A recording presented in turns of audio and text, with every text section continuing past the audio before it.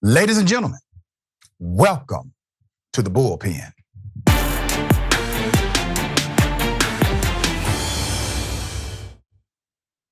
In the Bullpen today, we have a treat for you. We have Mirtha Donastorg, economy and business reporter, core member with the Report for America and part of the Atlanta Journal-Constitution's economy team. We're going to talk about Black business in the United States of America, diversity, equity, inclusion, etc.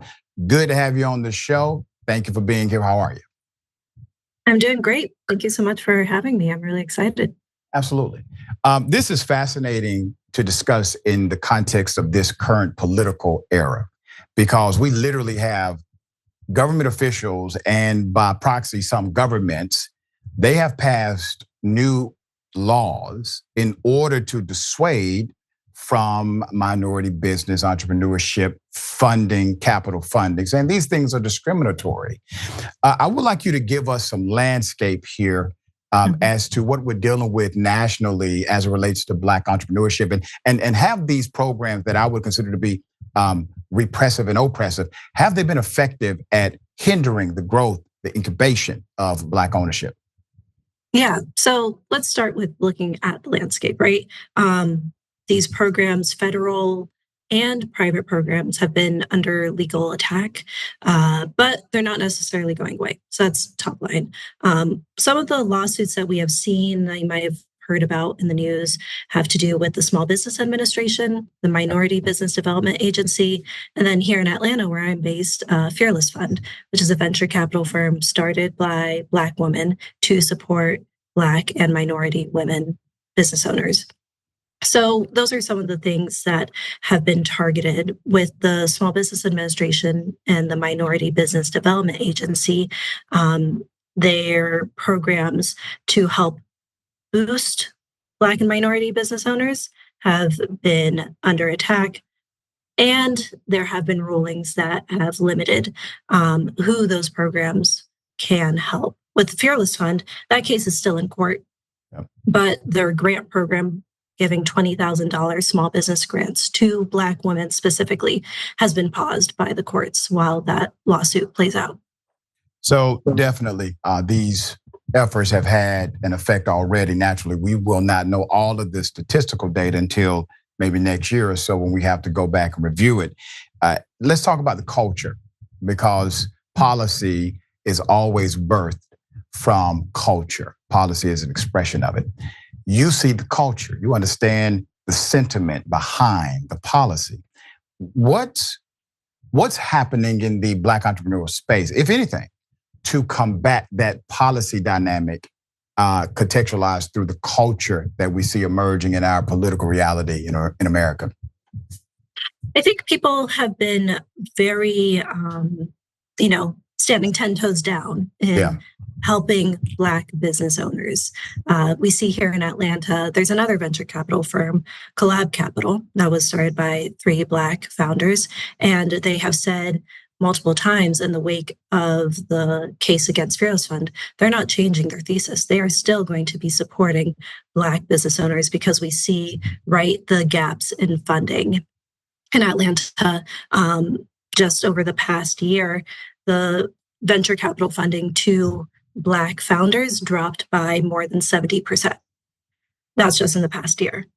There are these gaps and disparities that have existed. And so I think that businesses and groups and organizations that want to help Black and minority business owners, they are standing in their mission, even though it's more of a fraught legal landscape for them potentially. It's amazing to me that these discussions are being had outside of the context of the ecosystem of jobs. So let's put it back in the ecosystem of jobs. We already know statistically that African-American males in particular will have the highest unemployment rate. And a lot of this has to do with discriminatory factors, et cetera, that are just biased and rampant inside of the system. But the number one employer of Black people are Black people. And so typically when you have a Black owner of something and that Black owner is empowered to hire, that Black owner will hire Black people at a higher rate than, let's say, a non-Black owner would. So if you want to address the ecosystem of joblessness in certain communities, you have to empower the ones who have proven the track record that they are willing to hire individuals, which increases your tax revenue. This is a positive ecosystem when you look at it holistically. To unpack some of the material and the atmospheric impact that these policies could have, not only on Black folk in particular, but also by extension, the tax base that comes into a particular state. Yeah, so let's look at the Small Business Administration, right? They have the 8A minority contracting program, which helps Black and minority small businesses get federal contracts, which can be worth millions, up to, I saw one contract that's up to $1 billion, Wow. right? So with those resources, you can hire, you can scale, you can grow your company, which can be very difficult to do. And if we look at Atlanta, about 97% of Black businesses in Atlanta are solopreneurs. They don't have employees. Now, imagine if 90%, or if that number got lower and lower, more people having employees, more jobs created. But with the Small Business Administration, this minority contracting program, I think that the impact of the lawsuit that said that the program couldn't use a presumption of racial categories, the Small Business Administration has kind of gone around that lawsuit, has kind of gone around that ruling.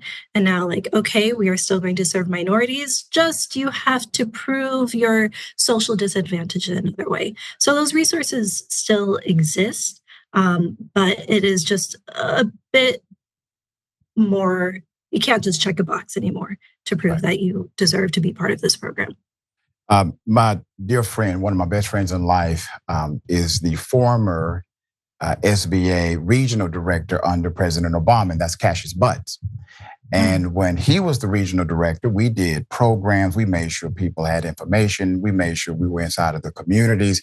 They utilized effectively the media apparatus because there was this emphasis on making sure we connected to those who historically have been left out. Seemingly, there's this disregard now in the culture for the reality of that disconnect, meaning people are saying we don't care about being intentional about connecting the dots anymore. Are you getting some of that sentiment from your studies of the policies that are emerging? I think from what I've seen in my reporting, I think that there is still a lot of intentionality, especially in a city like Atlanta, where people have had to make a way out of no way for so long. And so understanding others' struggles, but usually that intentionality happens within, the Black community in Atlanta. There's a lot of resources to support. There's a lot of people who have come out vocally to support Fearless Fund and the lawsuit that they're facing.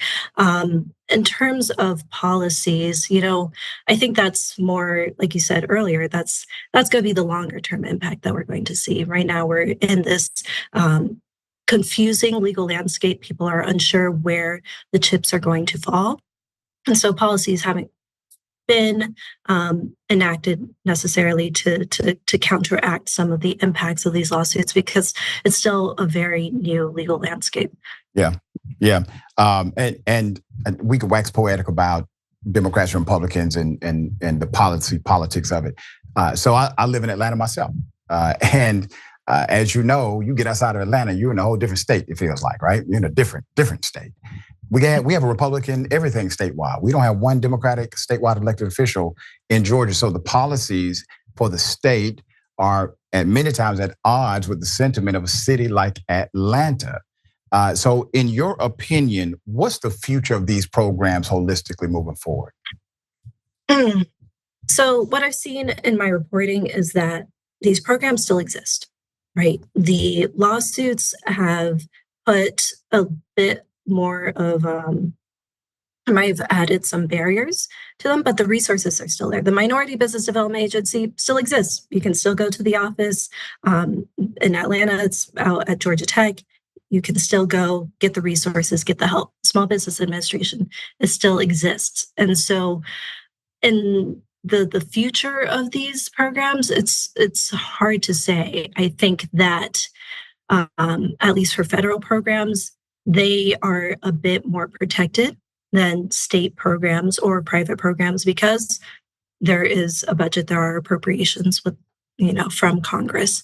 But I think, we have yet to see exactly what the impact will be, but I don't think that they're going to go away. I've heard from people that I've spoken to that they feel like we're in kind of like a third Reconstruction moment right now, right? After the civil rights or after the Civil War, that was the first Reconstruction. Second Reconstruction around the Civil Rights era. But in everything that we've seen that history has shown us, resources have come for Black and minority-owned businesses. People have also gathered around and supported communities. Mirtha, this is great reporting, and it's great what you do to highlight this. And I want to make sure that viewers are able to follow you, check out your work, access the information, because this is an ongoing saga. And we have to pay very close attention to it. It impacts all of us. It impacts me as a business owner. It impacts us as a community. And it impacts the politicians or the elected officials that we support or don't support based on how they see this issue inside the community. So how can people follow you, check out your work? Yeah, you can go to ajc.com. That's the website for the Atlanta Journal-Constitution. That's where you can see all of my work. That's primarily where it lives is ajc.com. Awesome. Thank you so much for all you do. We appreciate you. Thank you.